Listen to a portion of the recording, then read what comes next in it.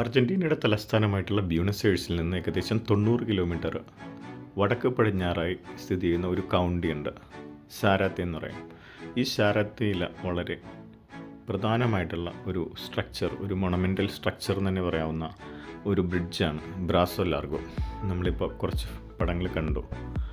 അവരുടെ സ്റ്റാമ്പിൽ പോലും അത് കാണുമ്പോൾ അതിൻ്റെ ഒരു പ്രാധാന്യം എത്രയാണെന്ന് നമുക്ക് മനസ്സിലാവും. ഈ ഒരു ബ്രിഡ്ജിൻ്റെ കുറച്ച് പ്രത്യേകതകൾ പറയാനാണ് ഞാൻ ഇന്ന് ഈ വീഡിയോ ചെയ്യുന്നത് തന്നെ മെയിനായിട്ട്. ഈ ബ്രിഡ്ജ് ഏകദേശം 1972 പണി ആരംഭിച്ചിട്ട് 1977 ഡിസംബറിൽ ജനങ്ങളൊക്കെ ആയിട്ട് തുറന്നു കൊടുക്കുകയും ചെയ്തത്. ഈ ഒരു ബ്രിഡ്ജിൻ്റെ ഒരു ദൂരം എന്ന് പറയുന്നത് 550 മീറ്ററാണ് ഇതിൻ്റെ സസ്പെൻഡഡ് ലെങ്ത് എന്ന് പറയുന്നത്. അതുപോലെ തന്നെ ഇതിൻ്റെ 2 സ്പാൻ, അതായത് മെയിൻ പില്ലറുകൾ തമ്മിലുള്ള സ്പാൻ എന്ന് പറയുന്നത് 330 മീറ്ററാണ്. ഇത് ശരിക്കും ബ്യൂണസ് എയേഴ്സ് പ്രോവിൻസിൽ നിന്ന് എൻട്രെ റിയോ എന്ന് പറഞ്ഞാൽ അടുത്തൊരു പ്രോവിൻസിലോട്ട് കണക്ട് ചെയ്യുന്ന ഒരു വളരെ വലിയൊരു ബ്രിഡ്ജാണ്. ഇത് പരാന നദിക്ക് കുറുകെയാണ് ഈ ഒരു ബ്രിഡ്ജ് വരുന്നത്. പരാന നദീനെ പറ്റി പറയാനായിട്ട് ഒത്തിരി ഉണ്ട്. ഇതൊരു തുറമുഖ നഗരമാണ് സാരാത്തെ. ഏകദേശം 1,20,000 പേര് താമസിക്കുന്ന 1,854 രൂപ കൽപ്പന ചെയ്ത ഒരു കൗണ്ടിയാണിത്. മെയിനായിട്ട് ഇൻഡസ്ട്രികളാണ് ഇവിടെ ഉള്ളത്. അത് തന്നെ ഒരു തുറമുഖ നഗരമായതുകൊണ്ട് തന്നെ അവിടെ ഒത്തിരി ഷിപ്സ് വരുന്നുണ്ട്. അതുപോലെ നമുക്ക് എടുത്തു പറയാനാവുന്ന ഒരു കാര്യമാണ് സാരാത്തെ എന്ന് പറഞ്ഞ സ്ഥലത്ത് തന്നെ ഇപ്പോൾ ഓരോ ലോക്കലിലും അതുപോലെ തന്നെ ക്ലബ്ബുകളുണ്ടാവും, ഫുട്ബോൾ ക്ലബ്ബുകൾ. ഇവിടുത്തെ പ്രധാനപ്പെട്ട ഒരു ക്ലബ്ബ് എന്ന് പറയുന്നത് ക്ലബ്ബ് അത്ലറ്റിക്കോ ഡിഫൻസോറിയസ് യൂണിഡോസ് എന്ന് പറയും, CADU.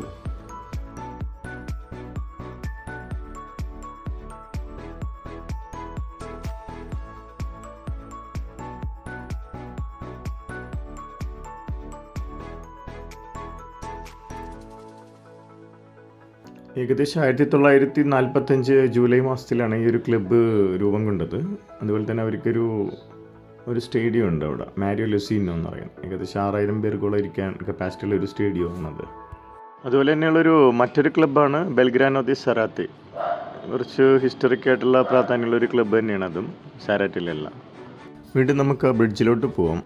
ഈ ഒരു ബ്രിഡ്ജ് നാഷണൽ റൂട്ട്സ് ആയിട്ടുള്ള 9, 12 അങ്ങനെ 2 റൂട്ടുകൾ തമ്മിൽ മീറ്റ് ചെയ്യുന്ന, അതായത് ബ്രസീലിലോട്ടും ഒരു പരാഗ്വായിലോട്ടൊക്കെ നമുക്ക് ഇതുവഴി പോകാനായിട്ട് സാധിക്കും. ഒത്തിരി ട്രാൻസ്പോർട്ടേഷൻസ്, തുറമുഖങ്ങളിൽ വരുന്ന ഷിപ്സ്, കാർഗോ ഷിപ്സുകളുടെ ട്രാൻസ്പോർട്ടേഷൻസ് ഈ ബ്രിഡ്ജിലൂടെ പോകാറുണ്ട്. ഏകദേശം 4 വരിപ്പാതയാണ്, റെയിൽ റോഡും ഉണ്ട് അതിൻ്റെ കൂടെ.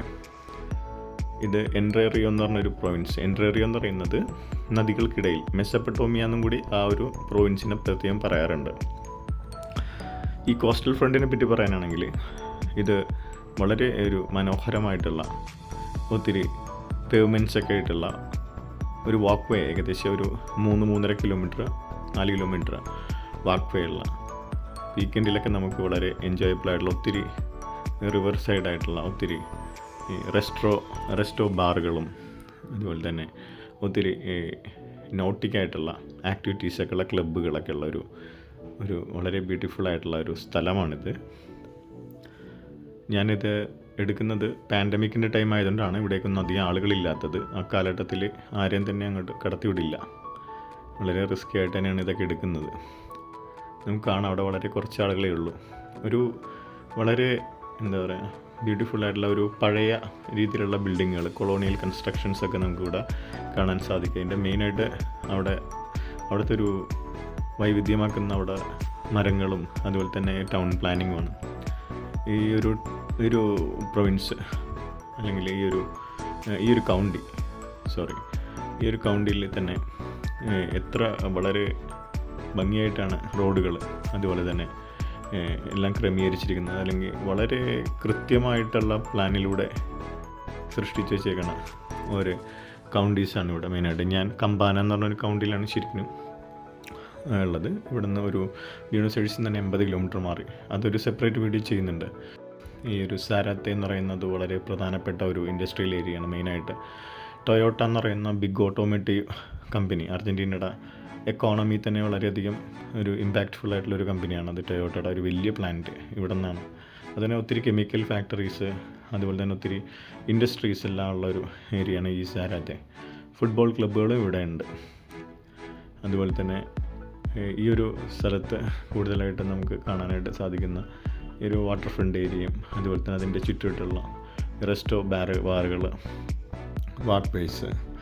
ഇത് നൈറ്റിലൊക്കെ എന്ന് വെച്ചാൽ വീക്കെൻഡിൽ പ്രത്യേകിച്ച് ഇവിടെയൊക്കെ നമുക്ക് ഭയങ്കര തിരക്കായിരിക്കും. ആളുകൾ ഒത്തിരി വന്ന് ഇവിടെ എന്താ പറയുക, ഒത്തിരി നല്ല ബ്രൂഡ് ബിയറുകൾ, അതുപോലെ തന്നെ അസാദോ, അതുപോലെ തന്നെ ഒത്തിരി ഫ്രൈസ്, അതുപോലെ തന്നെ നമുക്കറിയാം ഫ്രഞ്ച് ഫ്രൈസ് പോലുള്ള അങ്ങനെയുള്ള ഒത്തിരി ഐറ്റങ്ങൾ, അതുപോലെ തന്നെ കുറേ നല്ല നല്ല ഡിഷസൊക്കെ നമുക്കിവിടെ കഴിക്കാം. ആളുകൾ വളരെയധികം എന്താ പറയുക, അവർ ലൈഫ് എൻജോയ് ചെയ്യുന്നൊരു ആളുകളാണ് ശരിക്കും വളരെയധികം.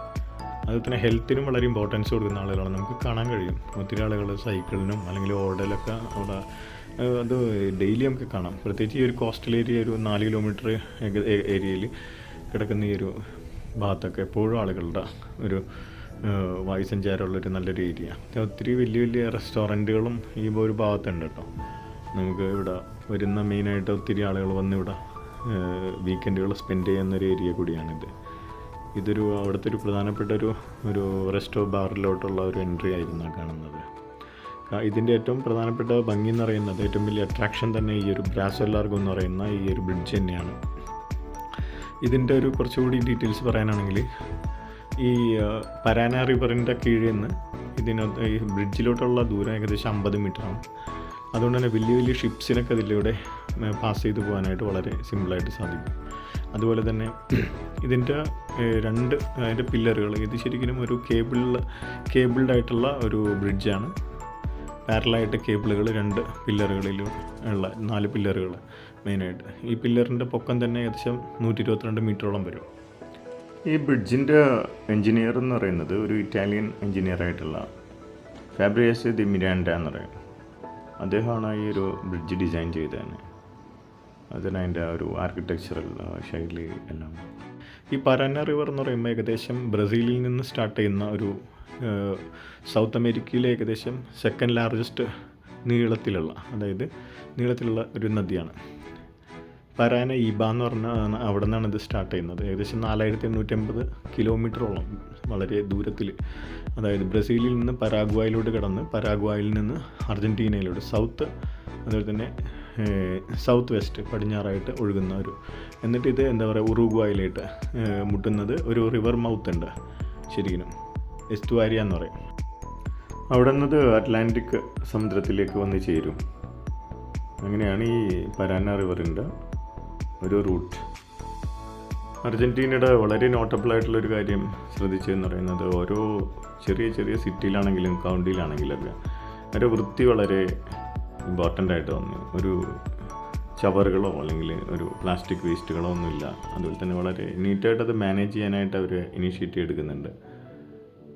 പിന്നെ ഈ ഒരു കോസ്റ്റൽ റീജിയനിൽ കുറച്ച് നേരം കൂടി ഇരുന്നു നല്ലൊരു ജർമ്മൻ ശൈലിയിലുള്ളൊരു റെസ്റ്റോറൻ്റാണിത്. അതെല്ലാം കണ്ടു, കുറച്ച് നേരം അവിടെ സ്പെൻഡ് ചെയ്തു. അതിനുശേഷം ഞാൻ കമ്പാനിയിലോട്ട് തിരിച്ചു.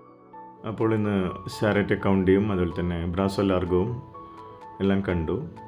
ഇപ്പോൾ കുറച്ച് ഇൻഫർമേഷൻസ് ഷെയർ ചെയ്തിട്ടുണ്ട്. എല്ലാവരും അത് കാണുക. നിങ്ങളുടെ വിലപ്പെട്ട കമൻറ്റുകൾ നിങ്ങൾ രേഖപ്പെടുത്തുക. അപ്പോൾ വീണ്ടും കാണും വരെ ബൈ.